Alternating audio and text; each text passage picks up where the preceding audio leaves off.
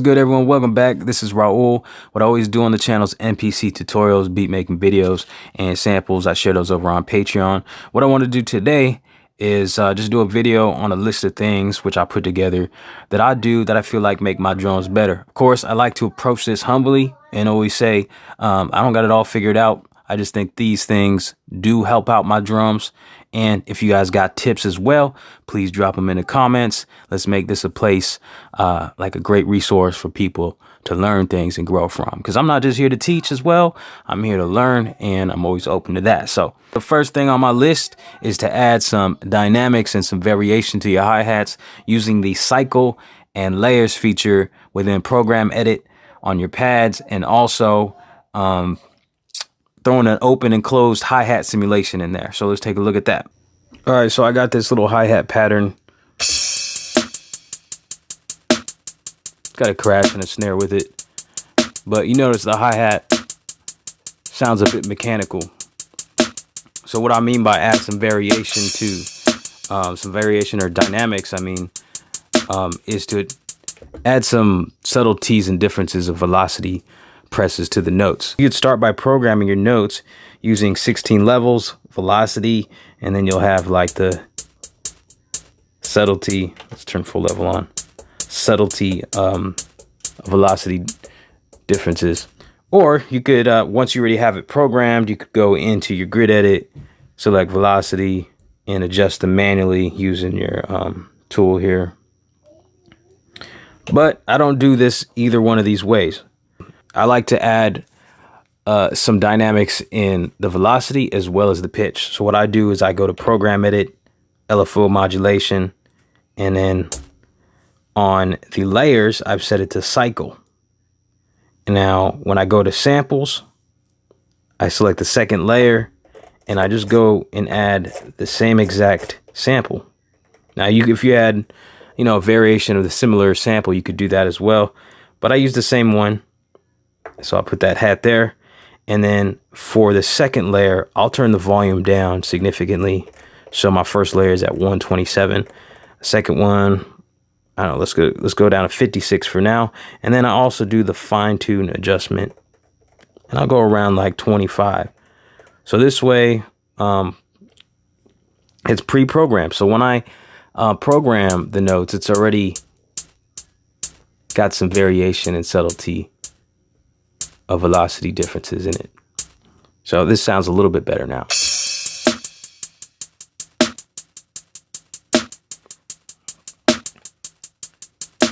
Now on the variation part, I like to add a open close hi-hat simulation. So you can go back into LFO modulation, and for the mute group, I've selected one for both of these. So I have an open hat here and then the closed hat.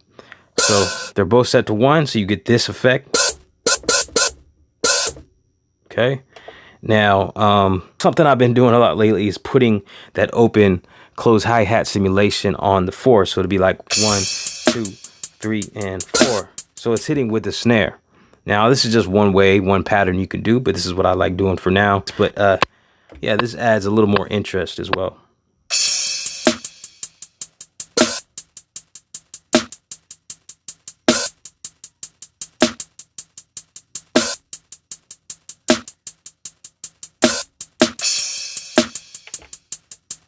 So number 2 on my list is about your snare drum. So you can add a little punch to your snare drum with the air transient shaper. And then as well, I like to add some snare roll ghost notes in there just to bring a little more interest to the loop. Okay, so one thing I've been doing a lot of lately to add some punch to my snare is use the air transient plugin. So I'll go into the pad mix, and on the MPC ONE, I can double click this button to get there. I'll select the pad with my snare on it, then go to inserts. Click on that, and in the dynamic section is where we'll find the air transient. Pick that one out, hit the pencil, and then I'll just go in and use a preset to get started. I like this one here. There's a few of them that I like: even more attack, less sustain, hard edge. But for the snare, I'll just go with this one right here: more attack, less sustain. So let's take a preview. On and bypassed. On. Bypass. A little more punch to it. So when I go out, I'll actually see that my snare is now clipping. But I'll come back and do like a little basic drum mix with levels and stuff back in here. So the next thing, that's pretty much it. Just experiment with that with the presets and to get yourself going. But from here, I want to add some ghost notes. So more on the pattern side, I'm adding some ghost note snare rolls. So what I'll do is I'm going to turn full level off, which I usually keep on for most things. And then I'm going to hold shift and press the latch button so I get the note value, so I can do a note repeat thing. I'm going to shoot for 1/64th. So it's going to really get these like flam sounds.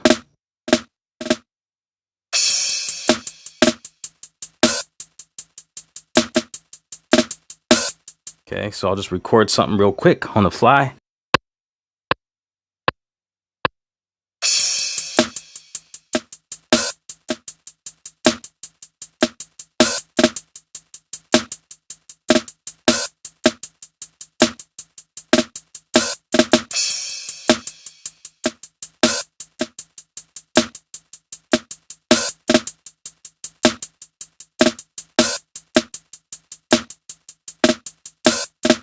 Now I'm just gonna complete this drum loop by adding a kick drum, and then I'll move on to the next thing.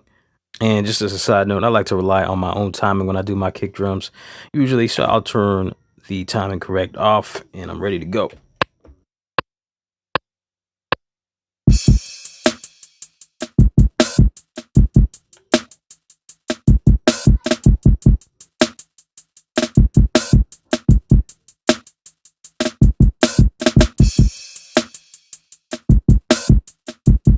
So now to really bring it together, I like to create a drum bus with sub mixes, and then I'm going to add a compressor, and then also I'm going to use a send return to add some reverb and just really kind of glue everything together and make it sound like it's coming from one place, like in a single room. All right, so now that I have all the elements of my drum loop, I'm going to go into the pad mix and do a quick little mix, and before I start my sub mix. So as I said, my snare is clipping. See, it's going in the red there, so I'll turn that down a bit. Hi-hats, I want to significantly lower those. Do a couple on the kick, couple dBs on the cymbal. Yeah, and then I'll just want to pan these hi-hats a little bit to about 20, and I'll pan the crash out of the way. All right, so now that I got a little mix, I'm gonna want to put all these drums through to a submix. So what I'm gonna do is select each individually, and I'm gonna go through and select sub 1. So the output changes from the program to sub 1, and there we go. Just keep doing that. I'm not using that shaker, so get that. And I believe that's all of them. Okay, so I'm gonna go to track mix, and then I'm gonna go click right here. It says program, switch this over to submixes, select submix 1, and I'm gonna drop on there a compressor. So I've just been using the air compressor, and a good starting point I think is the pumpy room compressor. So it kind of brings everything after having a little bit of a mix. Kind of smashes it down and kind of glues it together, makes it all sound present while still kind of having somewhat of a mix. So that's a starting point. Compressor is supposed to be kind of creating this glue and making all the drums sound cohesive in a way. All right, so from here, what I'm going to do is some reverb on a return. So going back out, I want to move over to send, and I'm going to turn the send level on submix 1 all the way up, just so I can hear what's going on the return, because the send level determines how much of the effect on the return will come through. So the effect in this case being a reverb. So now I'll click up here and go over to return, click return 1 because it correlates with send 1. From here, I'll click on the insert, and I'm going to pick the second insert strategically, and I'll tell you why in a second. But I'm going to go to the air reverb, and now I'll hit play, and you'll be able to hear all the reverb on the entire drums.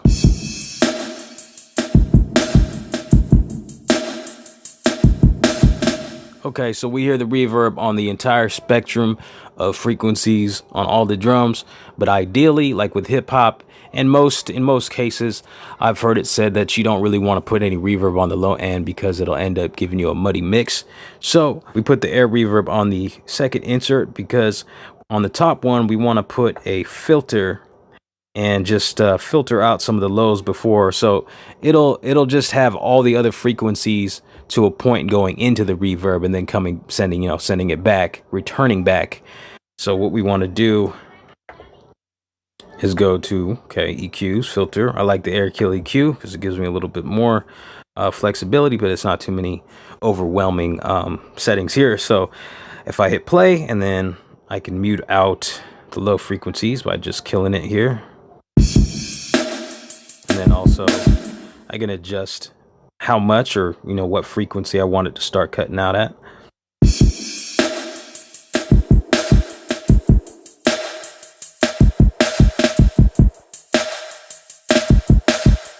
I like that at about 512 hertz, just to experiment.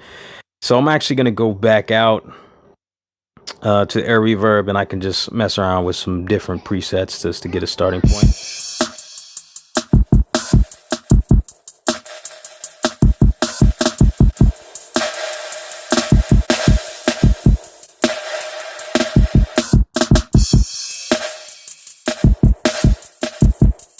This one's interesting. It's called Drum Room.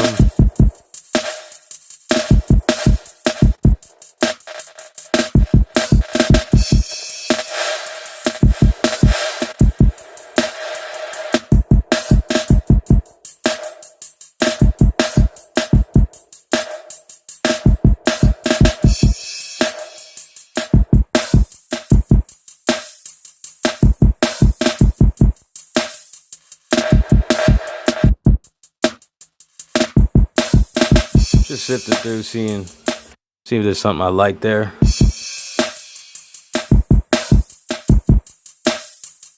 This one's called a small room. I'm just gonna rock with it. And now I'll just go back out over to send, go to the submixes, excuse me, and then to send, and then adjust the actual send level. And what you want to do, I heard someone say this, so I want to quote them, is you don't want so much reverb that you can hear it, but when it's gone, you'll miss it. So let's just go down a little bit. Hope I quoted that correctly.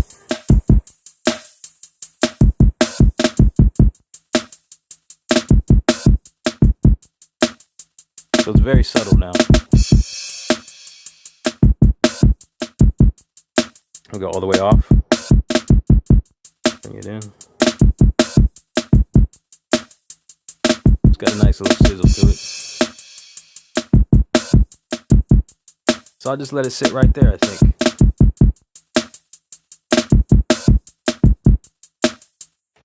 And then one thing you could do is I like to put I go out to the pad mix and then do this send level on my snare and on my hats just a little bit.